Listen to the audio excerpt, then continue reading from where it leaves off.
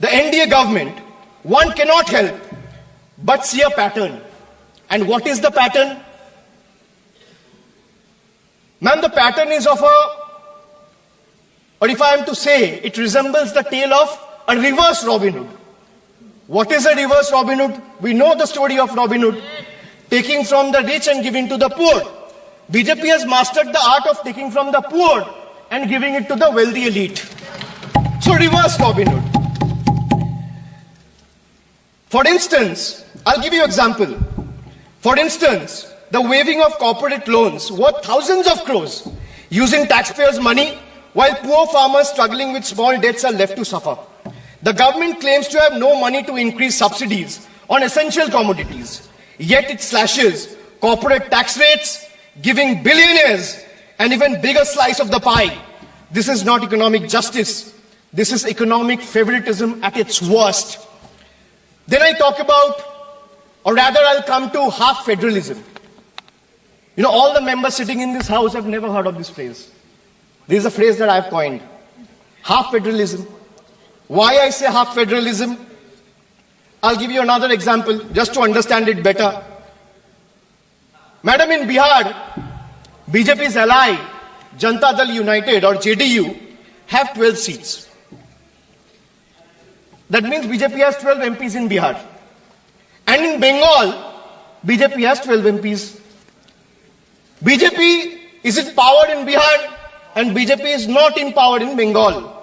So Bihar gets bonanza, Bengal gets blockade. This is half federalism.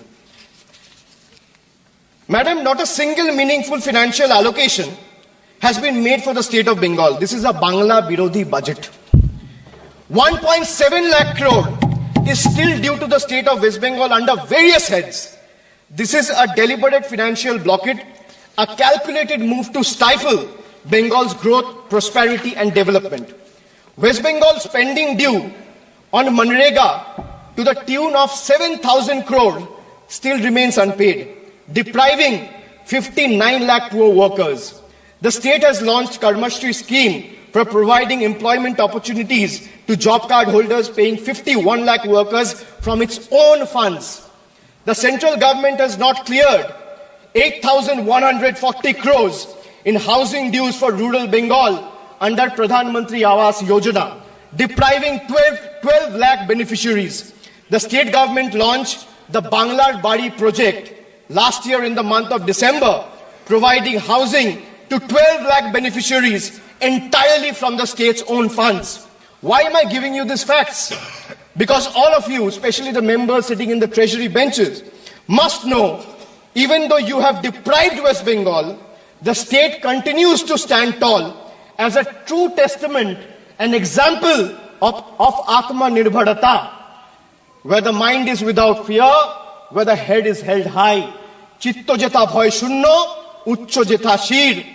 नेता प्रतिपक्ष ने कहा कि अगर हम इंडी अलायंस की सरकार बनाते तो हमारा भाषण किस प्रकार का होता, उस भाषण के विषय में आज मैं संबोधन करूंगा। यहां सभी गणमान्य लोग बैठे हुए हैं, हिंदी समझते हैं और हिंदी में एक मुहावरा है, अगर चाची की मूंछ होती तो वो चाचा कहलाती, अगर चाची की मूंछ होती तो वो चाचा कहलाती, अब चाची की मूंछ नहीं है तो वो चाचा नहीं हो सकती। तो ये इंडी अलायंस की सरकार बनेगी और फिर वो भाषण लिखेंगे और वो भाषण हमें सुनाएंगे, यह मौका कभी आने वाला नहीं है। और वैसे सभापति महोदय, ये कोई बोल रहा है चाची 420, वैसे ये शब्द प्रयोग करना शायद प्रतिबंधित होगा, मगर सबसे महत्वपूर्ण विषय है कि ये इंडी अलायंस क्या है। अभी दिल्ली के चुनाव चल रहे हैं, कल दिल्ली का चुनाव है। अब इंडिया अलायंस को लेकर किस प्रकार की भ्रामक स्थिति बनी हुई है आप देखिए। नाम लेना मना है, इसलिए बिना नाम लिए ही मैं बता देता हूं। टी शर्ट और मफलर के बीच लड़ाई चल रही है। टी शर्ट भी इंडिया अलायंस में है और मफलर भी इंडिया अलायंस में है।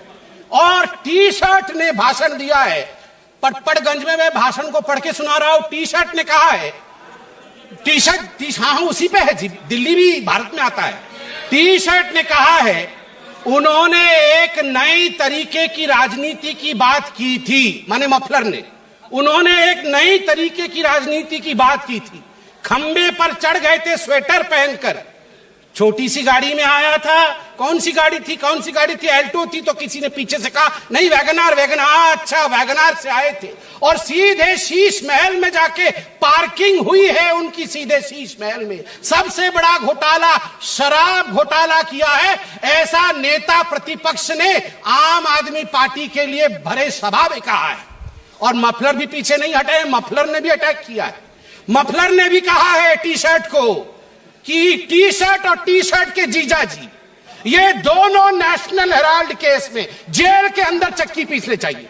ये टी शर्ट और टी शर्ट के जीजा जी बाहर कैसे हैं? मफलर ने कहा है।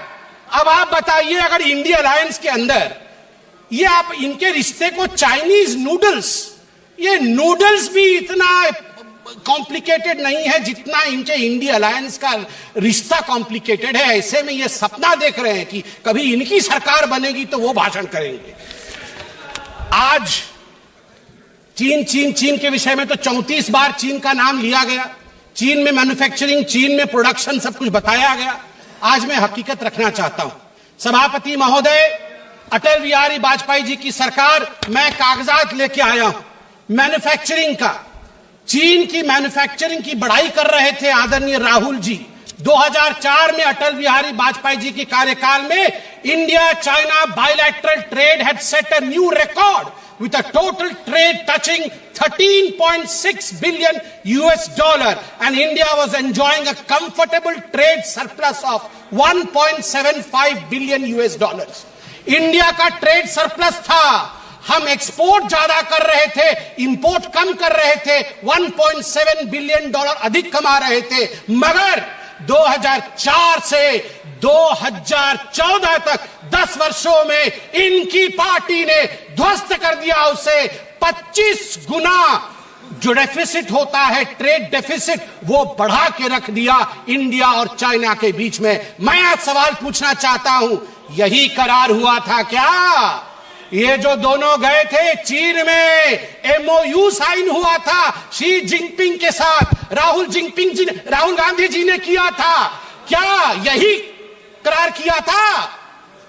आप बताइए। अब अनएम्प्लॉयमेंट के विषय में बातचीत हुई थी। अनएम्प्लॉयमेंट का रिकॉर्ड यहां मैं स्ट्रेट रखना चाहता हूं।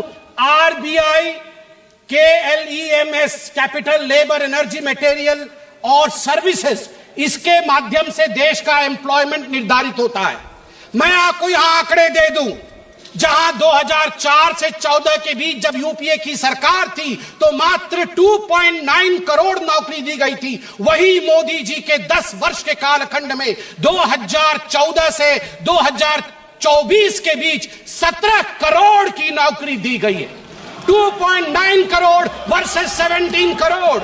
यूपीए की कार्यकाल में एम्प्लॉयमेंट का ग्रोथ रेट मात्र 6% था और वही मोदी जी के कार्यकाल में 10 वर्षों से एम्प्लॉयमेंट का रेट 6% से बढ़ के 36%, 36% हुआ है। और कल राहुल गांधी बोल रहे थे कि यूपीए भी फेल हुई, एनडीए भी फेल हुई। अरे राहुल जी, यूपीए तो फेल हुई, आप फेल हुए मतलब यूपीए, वो आप जो है वो 8 तारीख को फेल होगी। आप तो फेल हुए ही हुए हैं, मगर हम डिस्टिंक्शन के साथ पास हुए हैं, डिस्टिंक्शन के साथ।